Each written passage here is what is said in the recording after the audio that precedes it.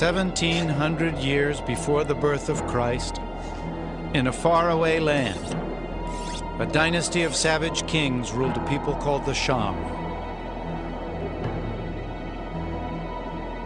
Legends tell of barbaric sacrifices, thousands slaughtered by royal decree.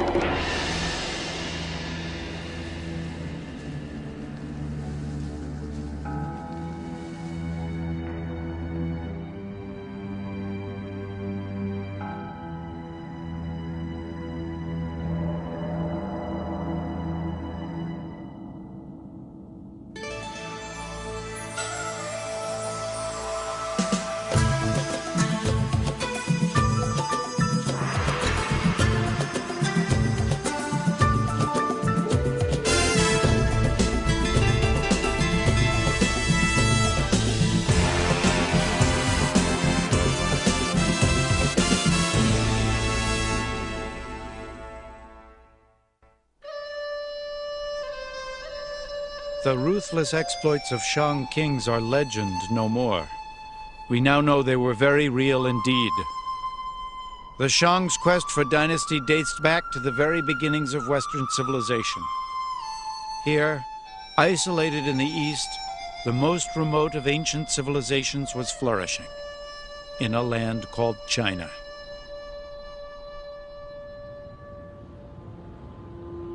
Most Westerners see Chinese culture beginning in the capital city of Beijing.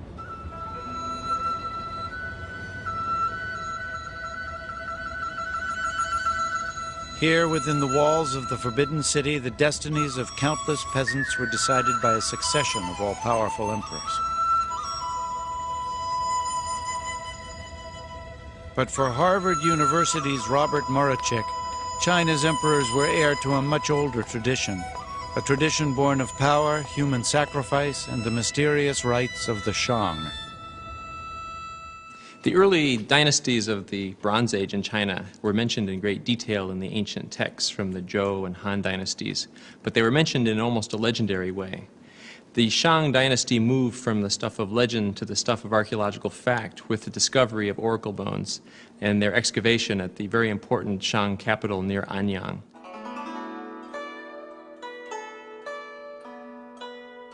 The city of Anyang lies 300 miles southwest of Beijing.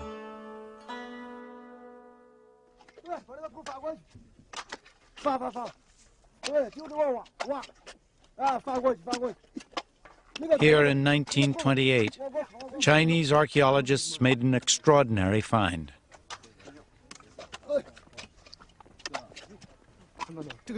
Deep in the countryside, workers uncovered a cache of tortoise shells.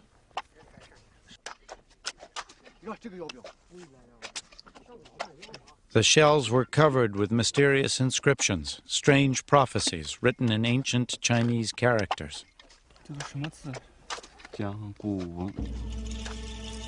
After years of research, the first pictures of Shang court life began to emerge.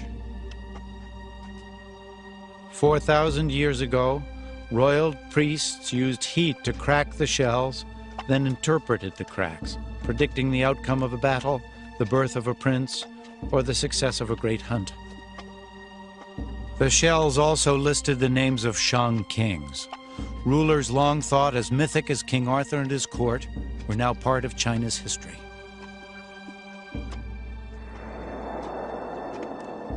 The discovery inspired the Chinese to widen their search.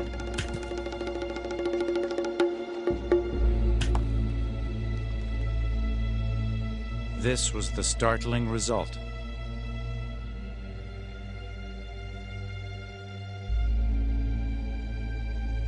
Archaeologists at Anyang discovered a series of royal Shang mausoleums.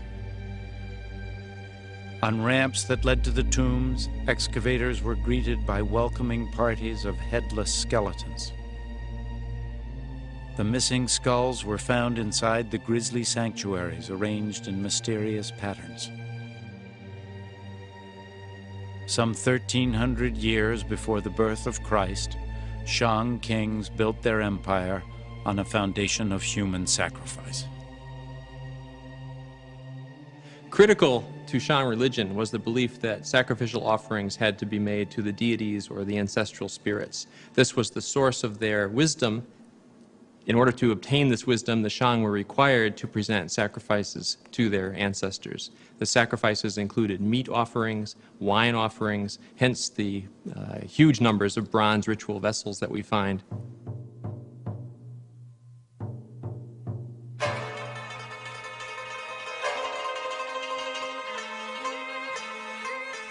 The Shang valued bronze more highly than gold. In these vessels, the kings would offer tribute to their gods, and royal control over the resources that each bronze required was absolute.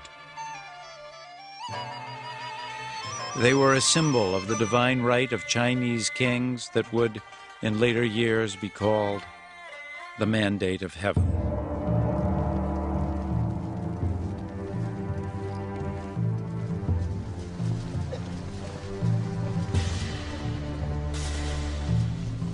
The Shang employed sophisticated technology to perfect this most sacred of their crafts.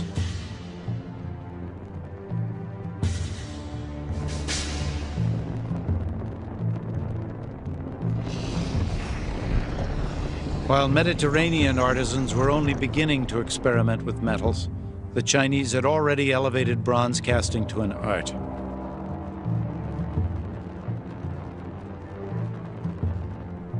From clay molds packed in earth would come richly detailed works of art.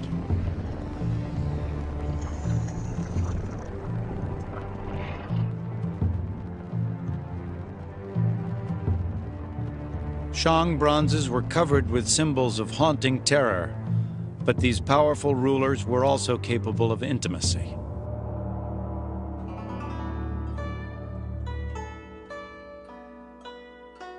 Wu Ding was a Shang king in the 13th century BC.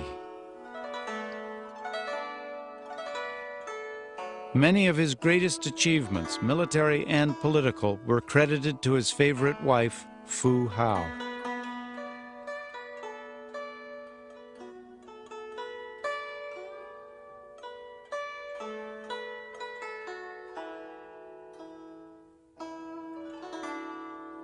In peace, she provided over rituals dedicated to the spirits and royal ancestors.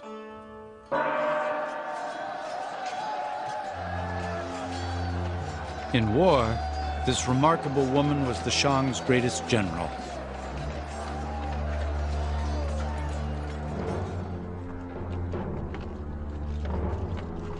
She led an army of 13,000 warriors into battle against 2 enemy clans, defeating both in great victories for the Shang.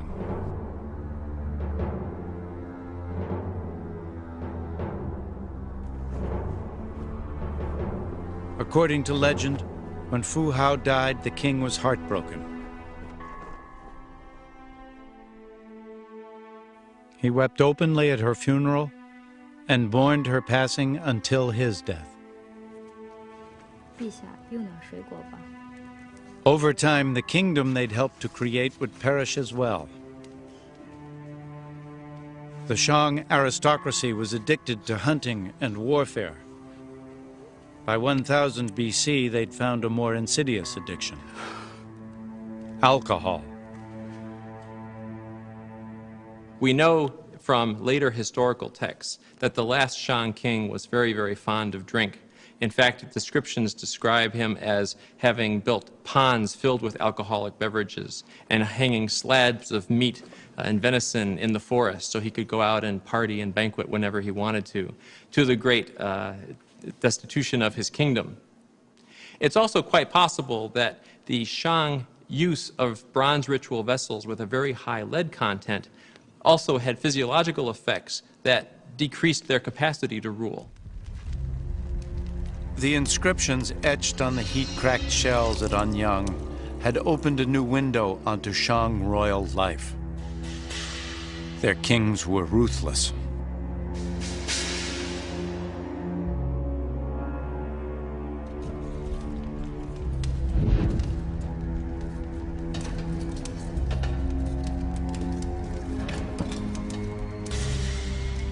One, Dixin, was said to have invented hideous tortures. Hot coals were poured into a hollow cylinder and victims seared to death.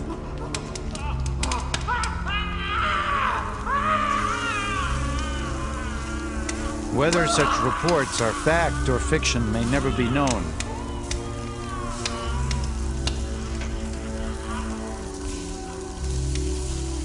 It is known that Dixin was not alone in his quest for dynasty.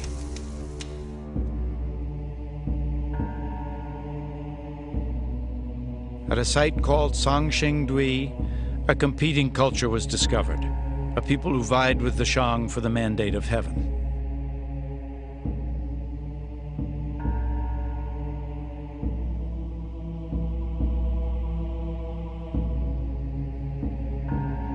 These Songqingdui masks were found smashed to pieces, part of a mysterious ritual.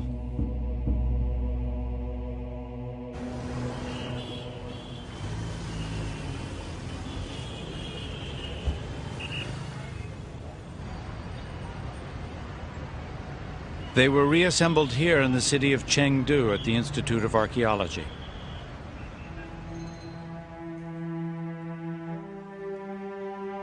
Over 5,000 fragments were pieced together to restore this colossal 9-foot bronze.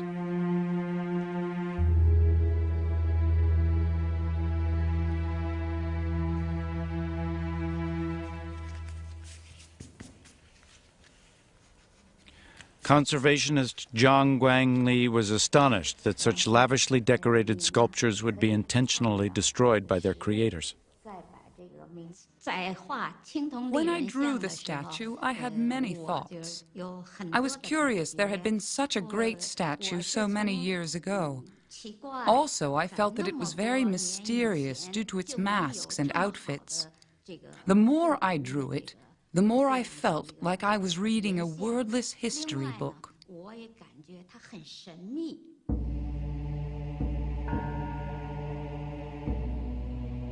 These once shattered masterpieces seem to be evidence of a more sober approach to power.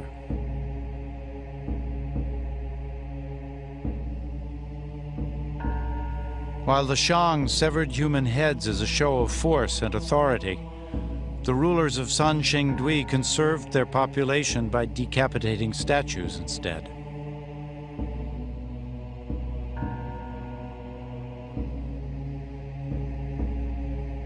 But kings rich enough to commission such extravagant bronzes were also capable of mustering formidable armies.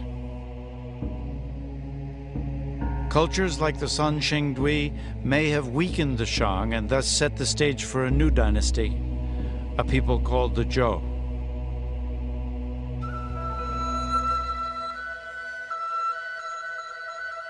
A 1,000 years before the birth of Christ, 300 years before the founding of Rome, Zhou culture flourished.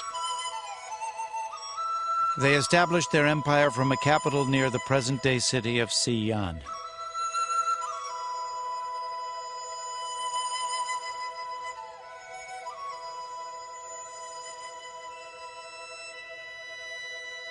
Here, the great King Wu secured his dynasty by creating China's first system of justice for the common people.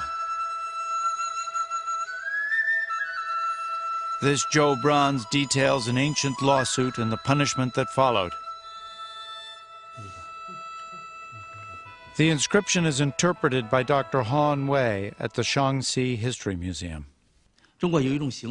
There was a man who was accused of slandering his master. The judge ordered that his crime would be written on his face with special ink, but the sentence was reduced to 500 pieces of bronze and 500 lashes of a leather belt.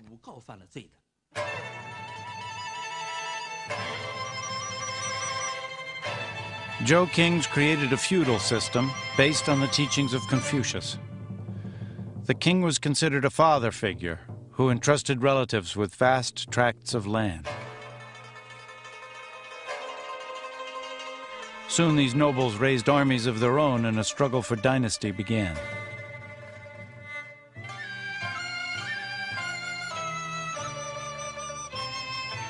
Fierce fighting would erupt. smaller states were swallowed up by larger regional powers. The final centuries of conflict, from 481 to 221 BC, are called the Warring States period, a time when the 7 most powerful states battled for supremacy.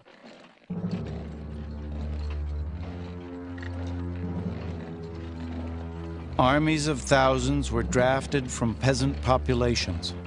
Enormous resources were allocated to training raw recruits and developing new weapons. Crossbows were developed some 13 centuries before they appeared in Europe. The Chinese weapon was armed with a sophisticated trigger mechanism.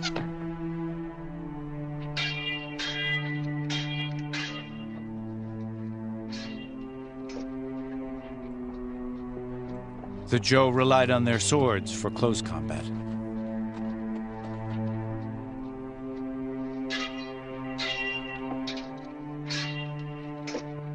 But when all else failed, they resorted to psychological warfare.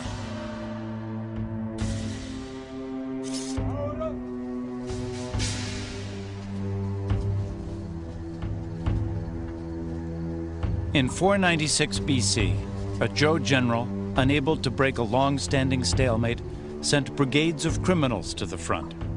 Their choice was simple: die by their own hand or suffer an even worse fate if they refused. As enemy troops held their ground, the grim line of convicts approached.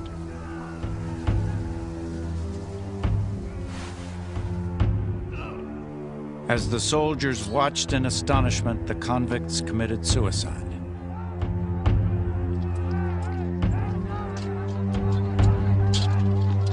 The gruesome diversion allowed the general's troops to overwhelm his stunned enemy.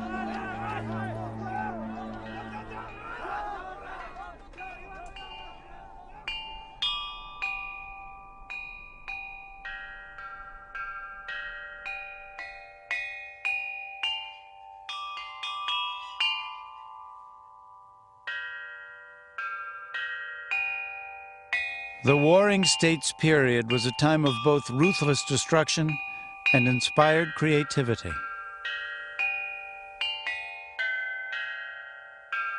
From the spoils of conquest, rulers commissioned magnificent bronzes, including great ceremonial chimes.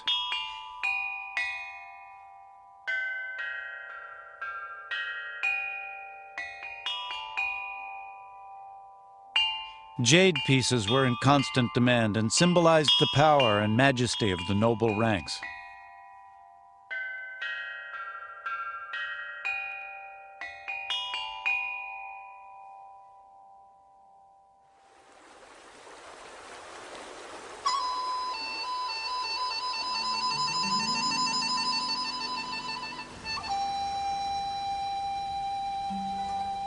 Of all the warring states, the Qin kingdom was the most resourceful.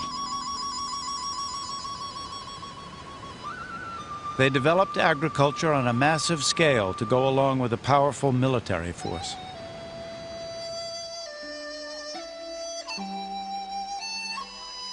"250 years before the birth of Christ, a maze of dams, canals, locks, and waterways transformed the heart of central China.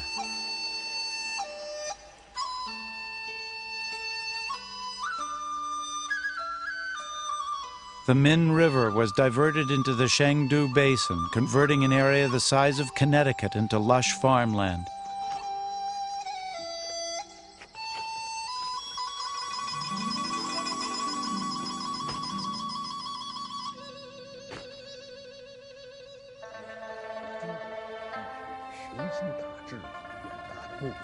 Qin leaders could now support a growing civilian population and feed their military machine as well.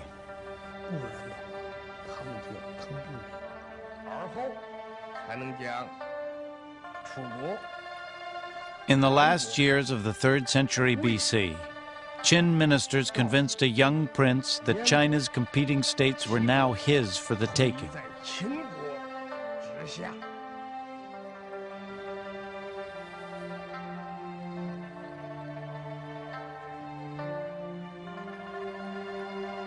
The prince followed their advice and became the most powerful ruler in the world, son of heaven, lord of all things under the sky, first emperor of China, Qin Huangdi.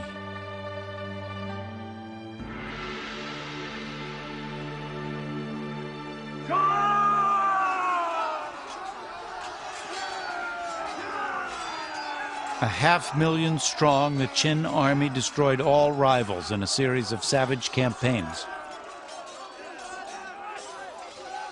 Under the Qin system, even the lowest commoner could raise his rank and social status based on the number of heads he cut off in battle. In one conflict alone, 450,000 enemy soldiers were captured. All were beheaded by Qin warriors eager to improve their station in life. In the end, it's estimated Qin destroyed 2/3 of his enemy's population.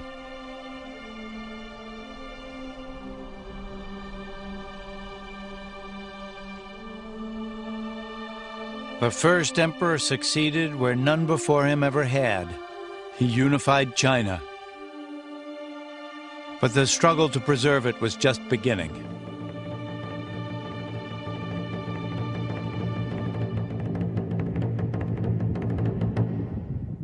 Far to the north of present-day Mongolia, nomadic warriors raided Qin settlements along the frontier. The first emperor responded with an army of 200,000 convicts and 100,000 troops. Their mission, to build a barrier unique in all the world, the Great Wall of China.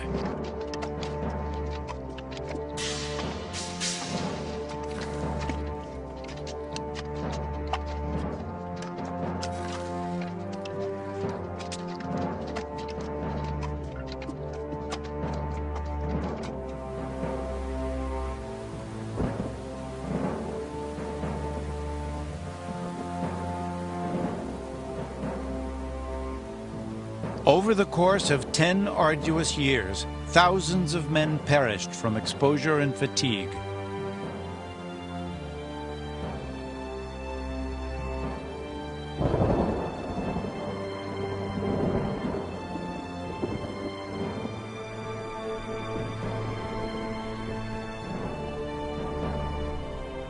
Their hobbled, broken bodies were added as fill. Their only tombstone, the wall that consumed their lives. If the king had a major construction project, you would be called away for many years at a time, separated from your family, working under impossibly difficult conditions on, for example, the Great Wall, and facing not only harsh climate, but possible enemy military action against you while you're involved in the construction, and quite frequently even being put to death at the end of the construction project so that you wouldn't reveal the secrets of the construction itself. Ancient folklore records the journey of Meng Jianhui, searching for her husband, a worker on the Great Wall. Unable to find him, overcome with grief, Meng broke down and wept. So bitter were her tears, the wall opened up to surrender the body of her beloved.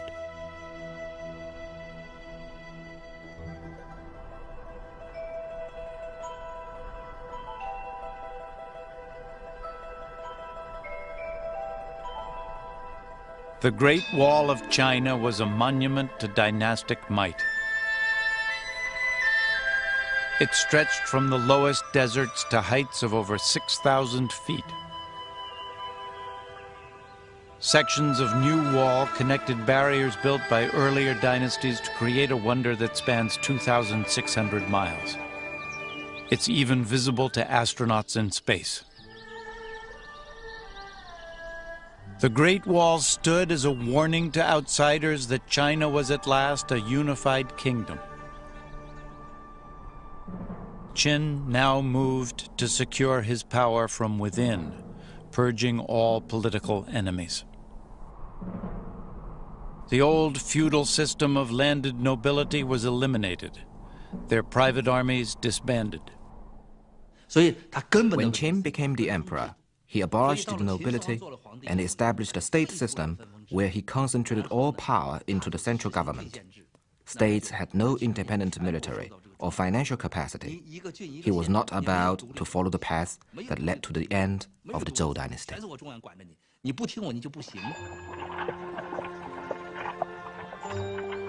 Qin consolidated China with 5,000 miles of roads and a sweeping program of standardization.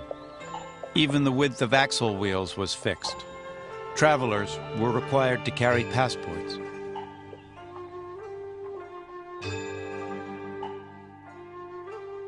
Rival states once issued coins of all shapes and sizes. By imposing a standardized currency, Qin created a national monetary system.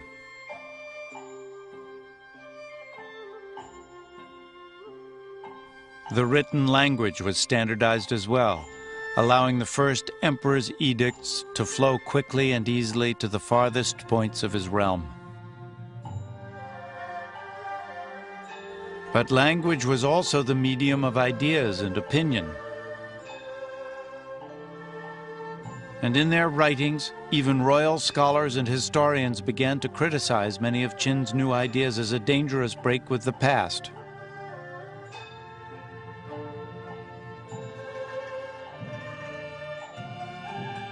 Qin's Grand Counselor Li Se once observed that the well-fed rodents in the royal granaries were more aggressive than those in the streets. Later, he would wonder if too much knowledge might feed insurrection. Such thoughts prompted a ruthless decision.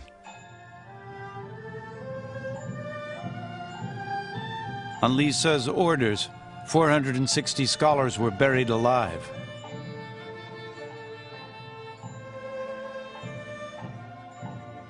Vast collections of histories, poems, and thought were destroyed. The civilization that gave the world paper and print would also conduct history's first book burning. But opposition to Qin only intensified. After 3 assassination attempts, Qin lived in heavily guarded seclusion. China's first emperor became obsessed with the search for a magic potion to shield him from death.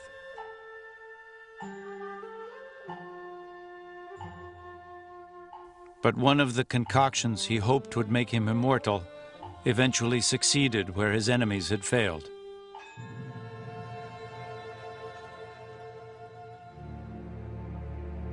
Qin died in 210 BC.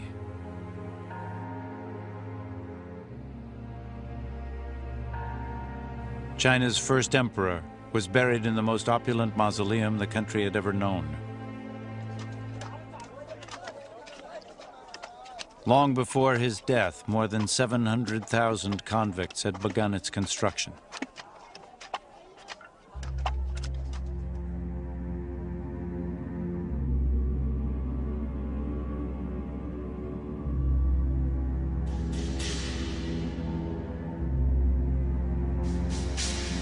It's said that precious jewels adorned the tomb ceiling, depicting the sun, moon, and stars of the Chinese sky.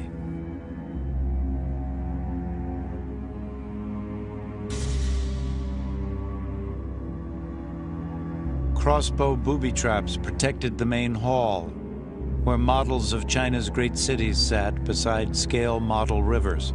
Filled with mercury, they flowed into a miniature ocean. To conceal the site of Qin's tomb forever, all who knew its secrets were sealed within its walls.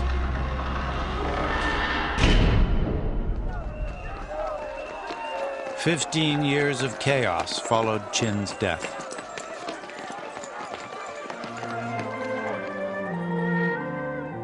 In 206 BC, a new dynasty called the Han rose to power. At its height in the 1st century BC, the Han dynasty was equaled in might only by the Roman Empire.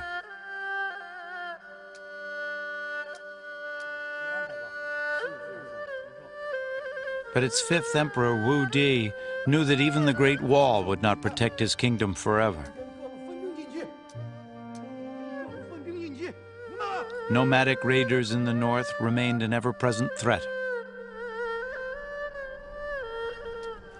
Wu Di believed the key to dynasty was skillful diplomacy, not battle.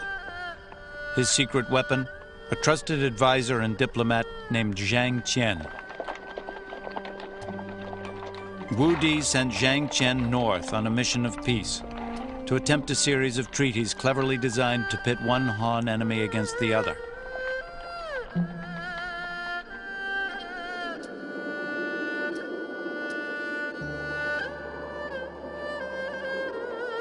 Midway in his mission, Zhang Qian was captured and given up for dead by the emperor.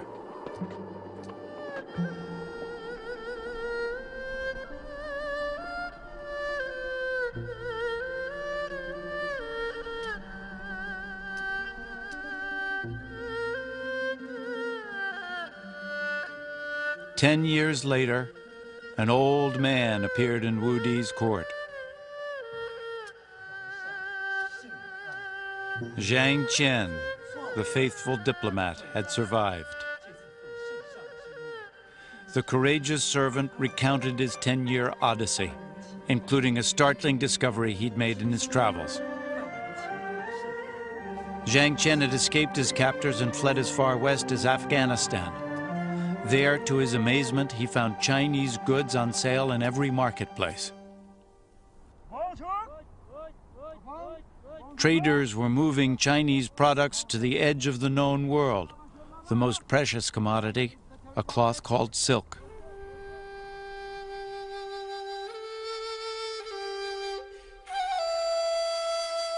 Wu Di listened in disbelief as Zhang Qian described how Chinese merchandise was transported along a network of rough trails called the Silk Road.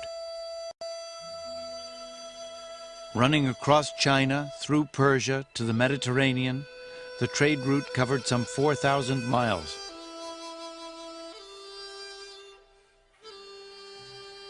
Bales of the finest Chinese silk were being traded on the streets of imperial Rome.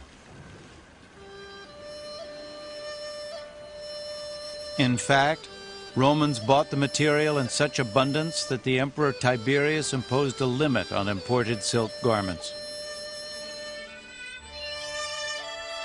In China, silk was the fashion of choice for officials whose fortunes had blossomed during the Han Dynasty.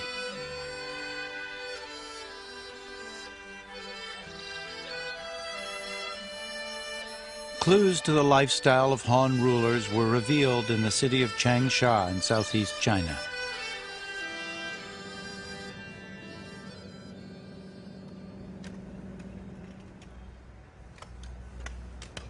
In 1971, workers digging a bomb shelter smelled gas.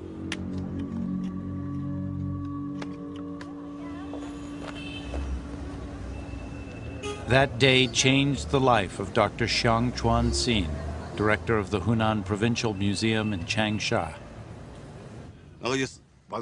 When some of the workers took a cigarette break, the tunnel began to belch bluish smoke. The workers thought the smoke was from ghosts and came to us. We realized the gas was organic, coming from a very well-kept wooden tomb.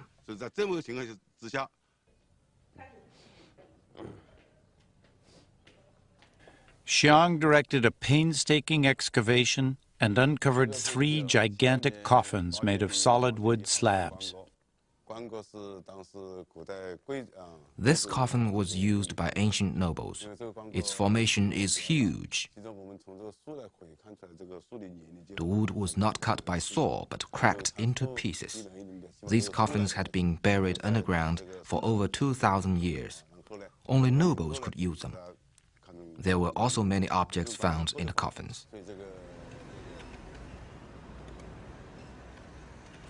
The tombs were protected from the elements by a thick lining of clay and 5 tons of absorbent charcoal.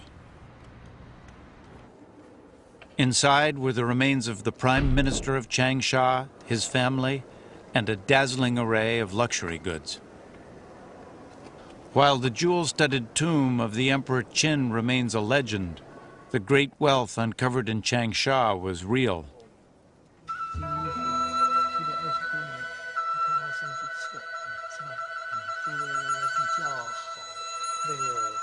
More than 100 pieces of elegant, mist-like silk were found in perfect condition.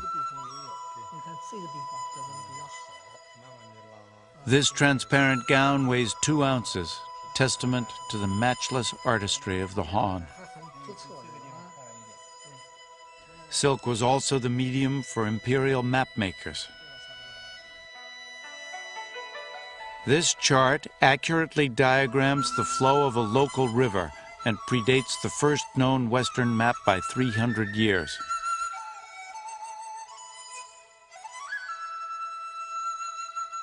Most stunning of all were the silks of Lady Xin, wife of the Prime Minister.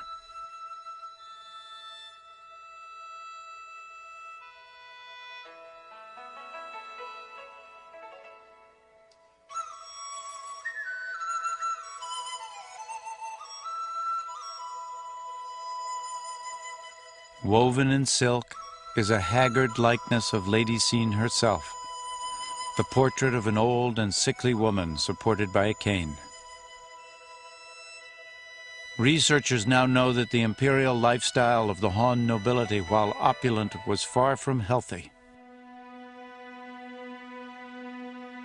Remains found in the tombs reveal a fatty diet rich in meats and seafoods.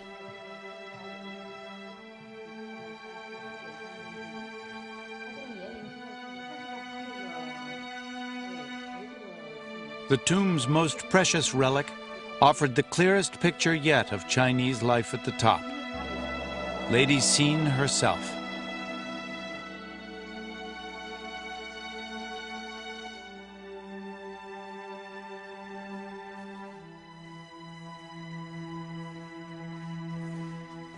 Buried for 21 centuries, she showed few signs of decomposition.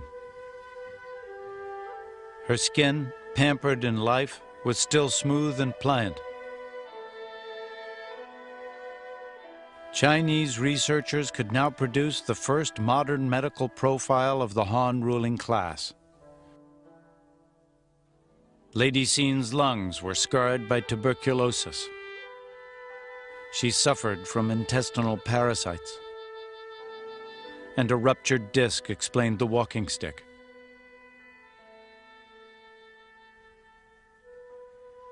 But what ultimately killed Lady Xin, and no doubt many from the Han upper class, was an affliction common to us today.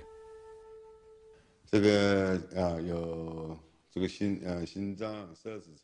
autopsy of Lady Xin looked at her heart, intestines, reproductive system, and urinary system. It indicated that she had heart disease and died of a heart attack sometime in her 50s.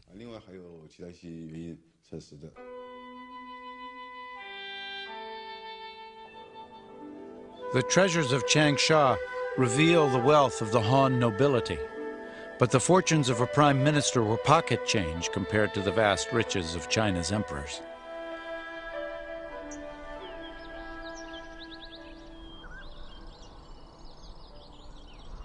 To comprehend the magnitude of their power and wealth, we must return to the time of the first and greatest ancient Chinese ruler, the Emperor Qin.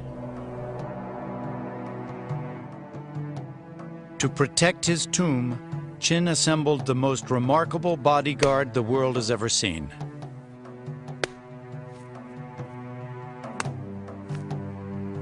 No one knows how many artisans labored on this astonishing achievement, but estimates range in the thousands. The sheer effort of time, the superhuman attention to detail, the very scope of the undertaking itself is unique in human history.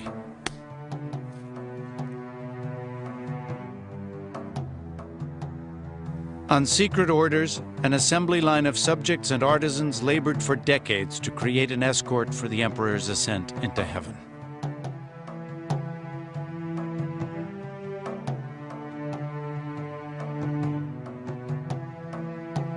In essence, Qin cloned his human army into life-size soldiers made of clay. Warriors posed for their terracotta twins or suffered death.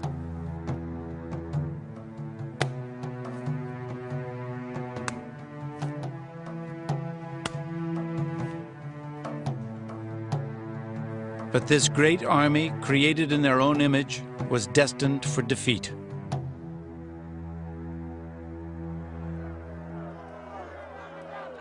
In the chaos that followed Qin's death, the underground vault of terracotta warriors was discovered by an angry mob and put to the torch.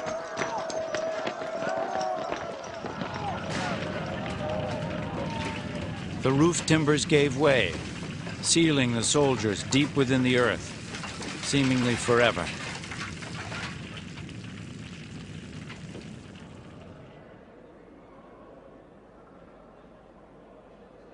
For 2 millennia, Qin's great army remained lost, until 1974, when a discovery was made that would stun the world.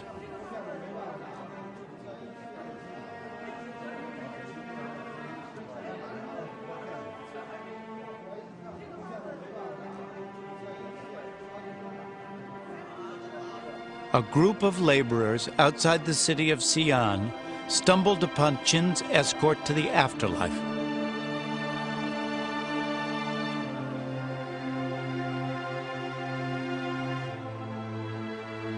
These statues, in the area called Pit 1, are just a small fraction of the terracotta army.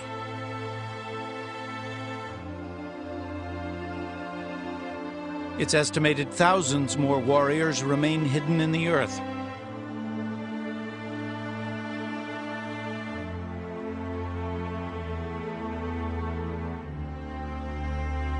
Freed from their internment, Qin's legions laid siege to the world's imagination.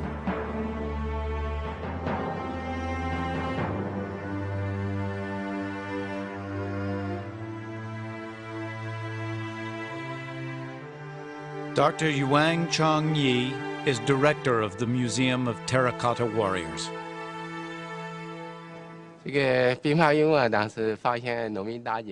I came here as soon as the terracotta warriors were discovered by some peasants who were digging a well.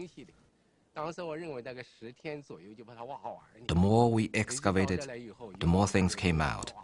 Over 6,000 terracotta horses and soldiers were discovered in pit number 1. Many of us got together and started drinking to celebrate our excitement.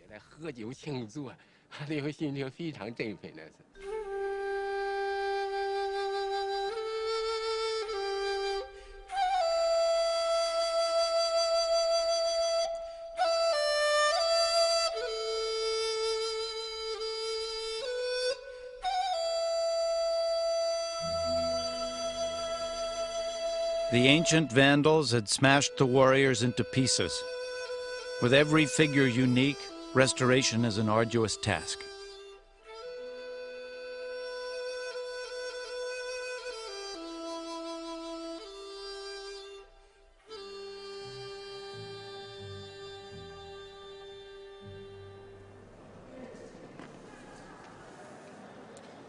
The sculptures are very realistic. You see the detailed hair combed backwards with a little braid pulled up across the head. The ancient Chinese cared a lot about their hair. According to the law records, if you got into a sword fight and cut off a soldier's top knot, you'd be put in prison for several years.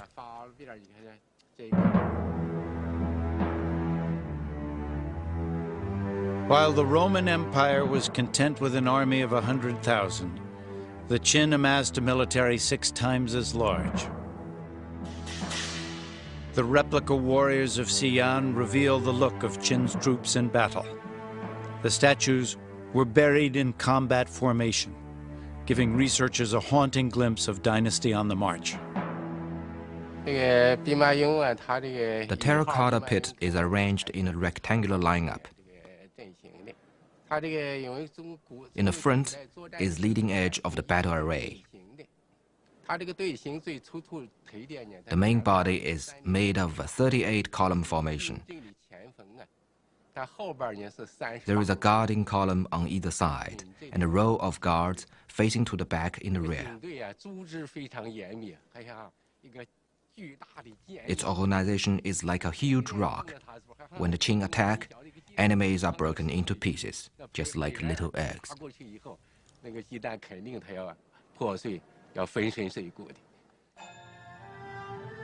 Rescued from hands of clay were 10,000 working models of Qin weapons. Laser technology confirmed Qin artisans used chrome plating to block corrosion on the surface of this sword. Today, its blade remains so sharp it can only be handled with protective gloves. Those who held the swords of Qin stood at parade rest, hidden from the world while 2,000 years of history passed in review.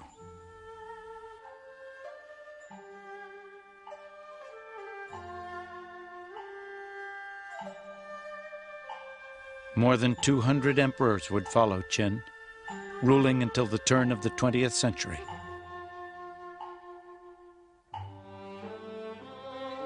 Today they stand as a symbol of China's great paradox, a land where cycles of chaos gave birth to wonders and creations that enriched the world.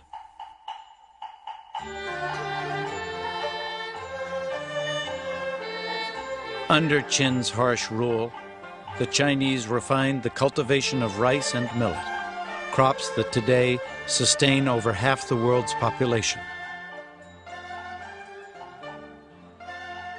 During the Warring States period, jade prospectors combed the wilderness, guided by the world's first primitive compass. Without the Chinese compass, without their creation of paper and printing, without their refinements to map making and their invention of the ship's rudder, Europe's discovery of the New World would have been impossible.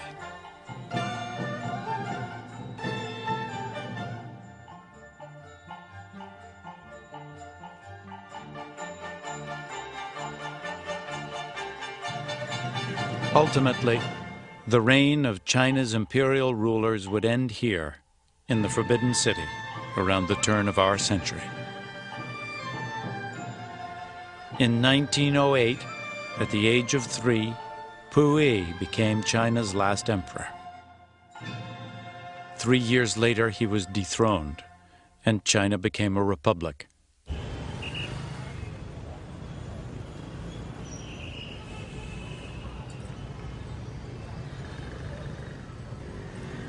Some argue that China's tradition of powerful leaders has never truly ended, and that more uncertainties await in the century to come.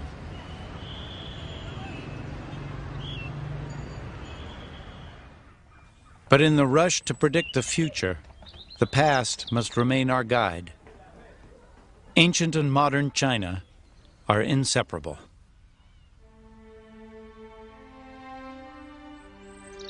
Over the past 4,000 years, while other civilizations have collapsed and vanished, the Chinese have continued to adapt and to survive. Despite countless wars and a century of revolution, it is the continuities that endure.